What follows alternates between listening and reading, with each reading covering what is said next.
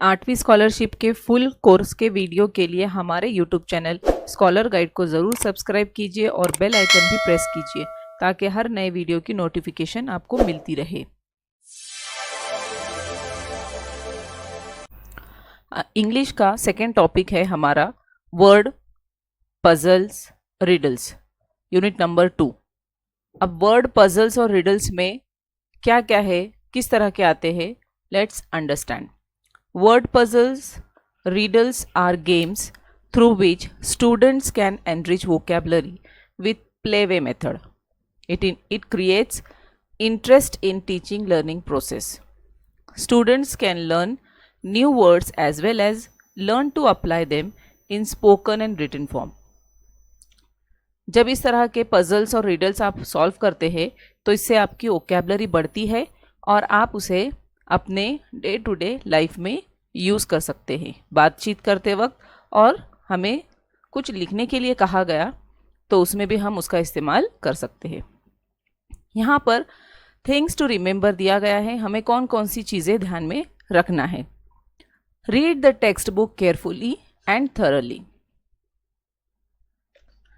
हमारी वोकैबुलरी बढ़ाने के लिए हमें क्या करना चाहिए? टेक्स्ट बुक को केयरफुली पढ़ना चाहिए, थॉरली पढ़ना चाहिए। Collect new words, it's meaning and various forms, जैसे कि एडजेक्टिव कौन सा है, एडवर्ब कौन सा है, noun form, adverb form, adjective, ये सब हमें मालूम होना ज़रूरी है। Try to use it in spoken and written form, और हमें जैसा भी आता है उसे हमारे स्पोकन एंड रिटन फॉर्म में उसको यूज़ करना है। जब भी हम बात करेंगे तो उस वक्त हमें इंग्लिश के वर्ड्स यूज़ करना है। Read puzzle, riddle, maze, grid carefully. Try to find out which words, letters, consonant, vowel fit in given riddle, maze और crossword puzzle। ये तमाम चीज़ें आप लोगों ने देख चुके हैं। पजल्स वगैरह, रिडल, ग्रीड वगैरह ये आप लोग देख चुके हैं, बस हम इसको एक नज़र दोहराएंगे। When you solve one word or puzzle, it is easy to complete the puzzle grid with remaining letters. Check your answers and make sure whether all the words are meaningful or not. यानी जब भी हम solve करेंगे तो हमें जब एक word समझ में आया उसका अल्फ़ाबेट, तो उसके ज़रिए हम आगे के भी अल्फ़ाबेट्स को जोड़कर वर्ड्स तैयार कर सकते हैं।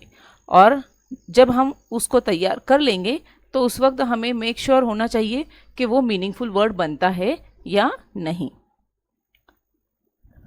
क्रॉसवर्ड, इसमें हमें 2 सब यूनिट है, उसमें का 2.1 है crossword puzzles and riddles.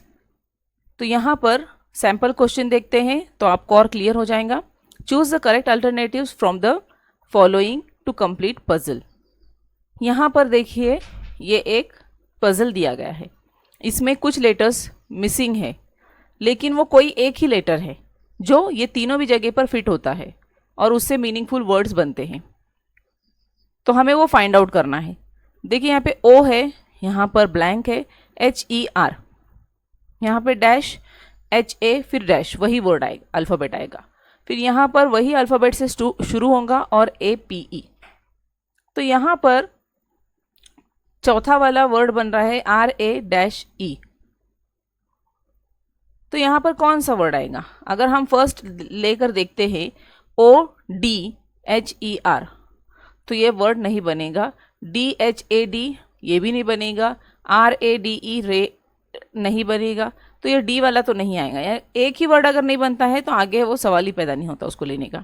C से OCHER नहीं, ये भी नहीं बनेगा। T, अगर OTHER लेंगे तो अदर बनेगा, और THA वापस से यहाँ पर T लेंगे तो देखिए OTHER अदर बना, उसी टी को यहाँ पर लेंगे THAT दैट बना, और यहाँ पर भी टी लेंगे तो RATE रेट बना। तो ये तीनों भी वर्ड्स, चारों भी वर्ड्स मीनिंगफुल बन रहे हैं, यानी हमारा पजल जो है वो कंप्लीट हुआ है और करेक्ट भी बना है। तो इसी तरह से हमें पजल्स को सॉल्व करना है। तो ये टी जो 3 नंबर वाला ऑप्शन है वो हमारा सही रहेगा।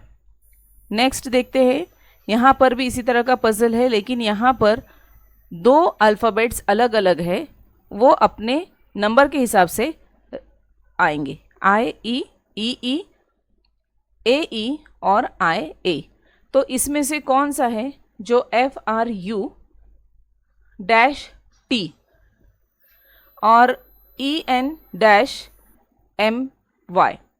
तो यहाँ पर एक अल्फ़ाबेट आएगा, यहाँ पर एक अल्फ़ाबेट आएगा अलग अलग, और उन दोनों अलग अलग अल्फ़ाबेट से एक तीसरा वर्ड भी बनता है।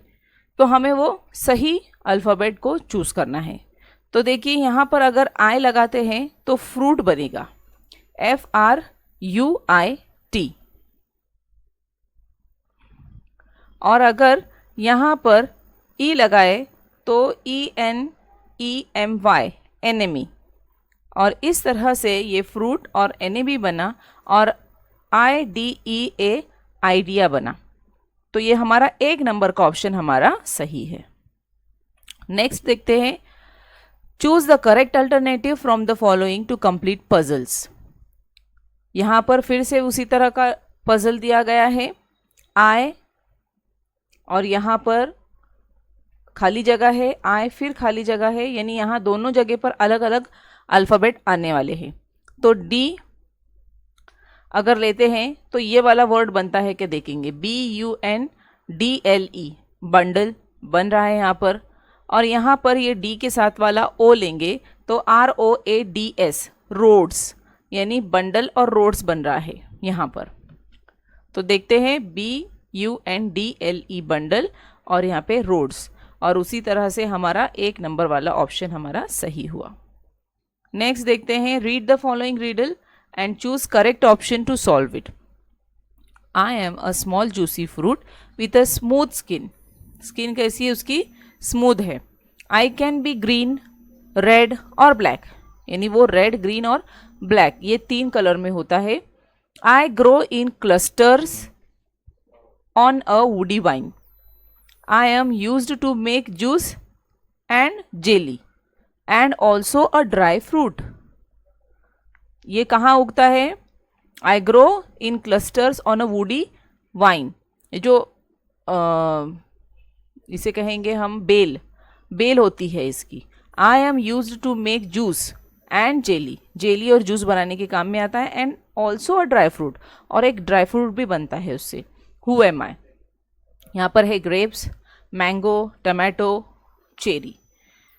तो अगर हम थोड़ा सा गौर करेंगे तो ग्रीन, रेड, ब्लैक, ये जो है वो ग्रेप्स बनता है ना। तो ये हमारा 1 नंबर का ऑप्शन सही है। Next, read the following riddle and choose correct alternative. I am in the sky, I can be seen when it rains.